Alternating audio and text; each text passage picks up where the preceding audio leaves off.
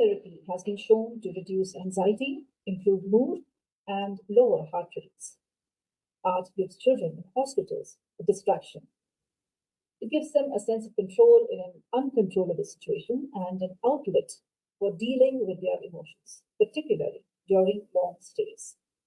Hi, I'm Paige, and I host Chezuba Talks, where we talk to incredible people doing amazing work. And today on Chezuba Talks, I have Bryan Wares. Bryan Wares understanding the need for giving children in hospitals some kind of distraction, some kind of avenue to express themselves, founded the Crayon Initiative.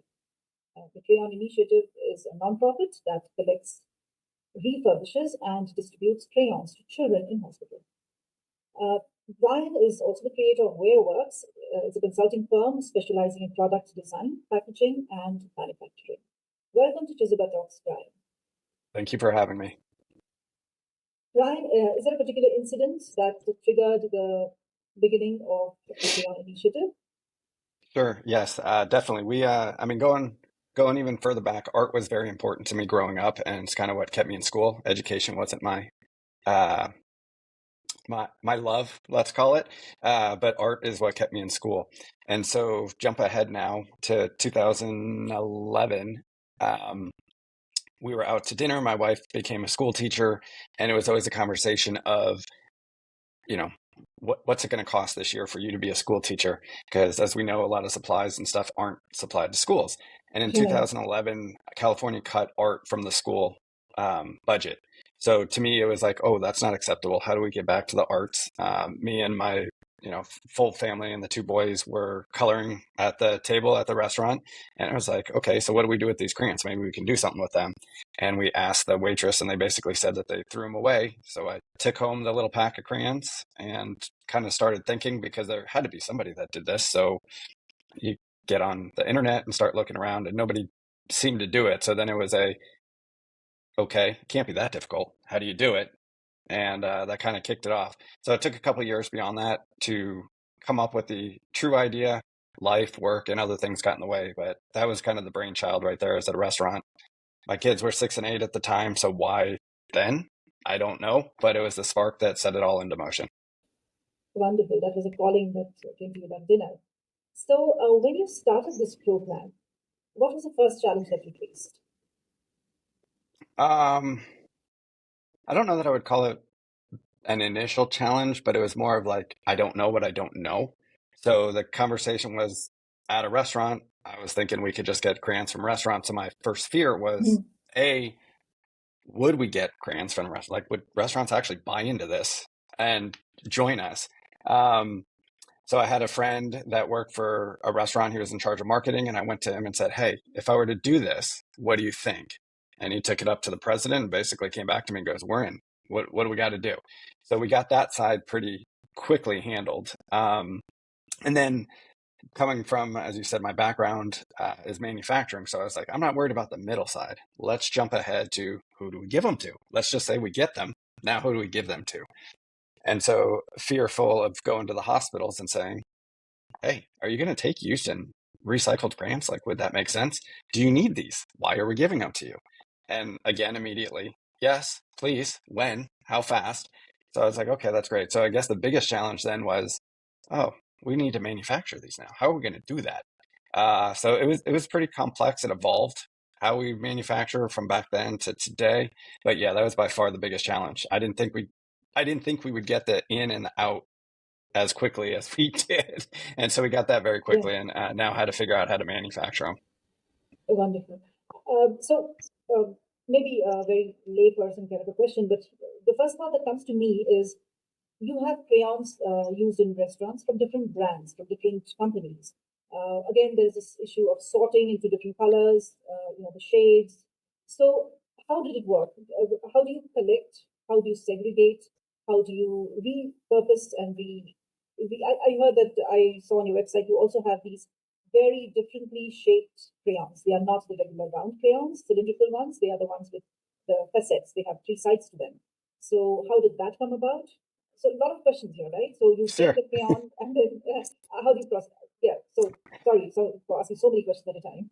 Yeah, I'll start at the kind of the beginning of the process and walk you through it. So going way back when I was investigating how we could even do this, the question was, if I'm going to make a crayons, like a lot of people take their broken crayons and in the oven, they'll throw them in a silicone cookie sheet that's in the shape of letters or stuff like that. And it was very much, I wanted to make sure that we created something that was good for the patient, right? So you want to make sure that they can hold them. They're really crayons. Again, for those of you that have made those, there's nothing wrong with the recycling and stuff, but they're hard to color with. You can't color within lines. You can't rub with them.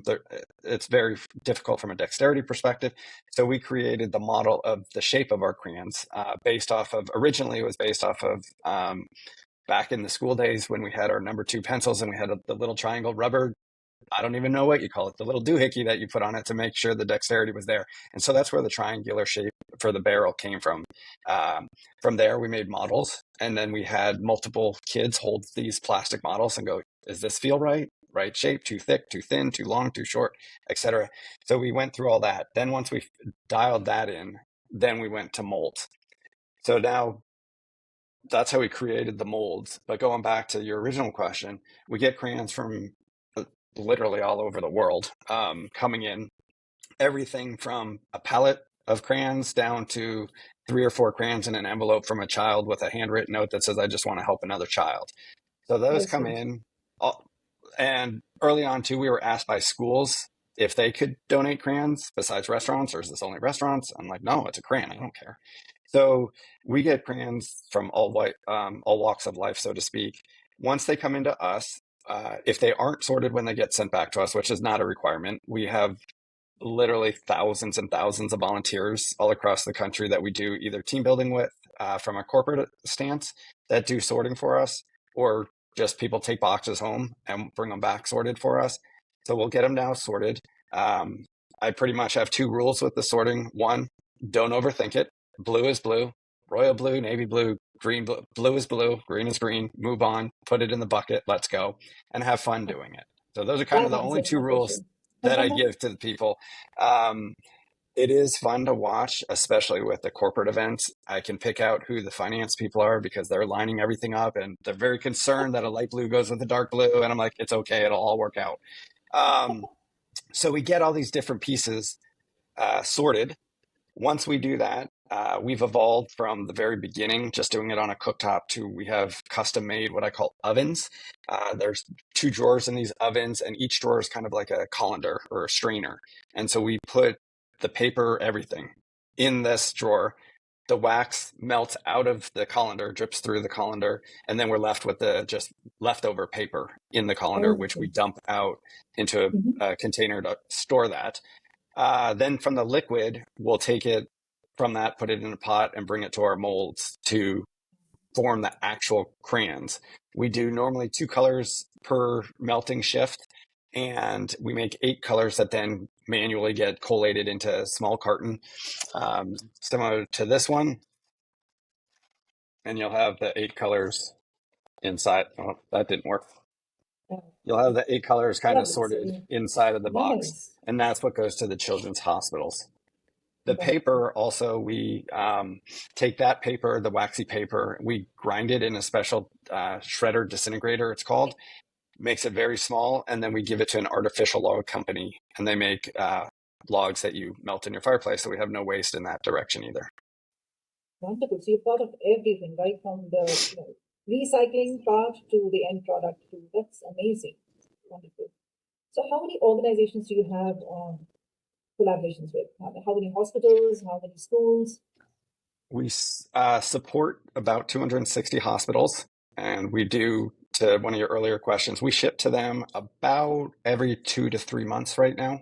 So we go in a rotation of 1 through 260 and then back to one. And so that cycle takes about a 2.5 month process. So we'll ship 200 packs of crayons at a time to each hospital and then just keep going down the list.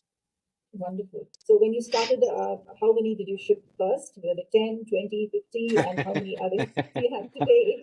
I think I hand delivered 5 packs of crayons in my first shipment, maybe 10, but it was pretty small delivery. To date, we've almost given out 900,000 packs of crayons. So 900,000. we should pass the 1 million mark by the end of this calendar year. And is this only in the US or is it in your state? Yes, all 260 hospitals are in the US right now. One of the things that we learned is crayons are very heavy. So shipping it out of the states is almost cost prohibitive to do that. So we're not sure what that model is yet. Whether we build what we have here, someplace Somewhere else, else. and then Yeah. so it's all domestic in that country. Right. Is probably where that will net out. And we've been asked to do that. It's just we're not sure exactly. We're constantly evolving here. So how are we supposed to teach you what to do if we're evolving every day here? So, but I'm sure it's an enjoyable process. And last question here, Bryan. Tell us what kind of support do you need apart from, of course, volunteers coming and sorting or helping out with.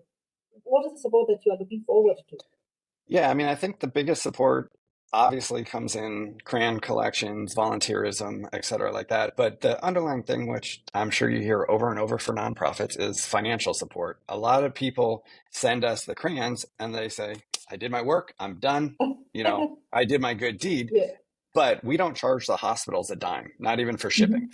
So everything that we do, we have a full-fledged factory. It's not in my house anymore. It's in a factory. We got to keep the lights on. We got to pay for rent. We got to pay for the power to melt these crayons down, et cetera.